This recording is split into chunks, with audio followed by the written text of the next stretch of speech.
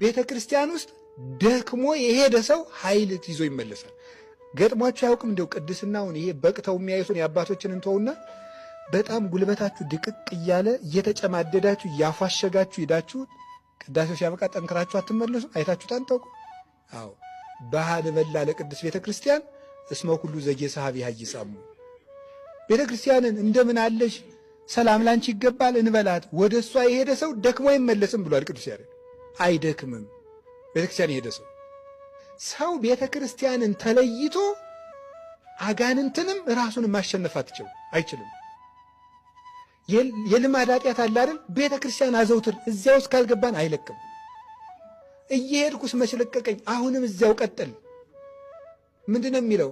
ሀቤከ አንቃይዶነ አዕይንተነ ዘትነብር ውስተ ሰማይ ከመ አዕይንተ አግብርት ውስተ ደግዚሆሙ ወከመ ዓይነ አመት ውስተ ደግዝእታ ከማው አዕይንቲነ ሀበ እግዚአብሔር አምላክነ እስከ አመ ይስሐለነ።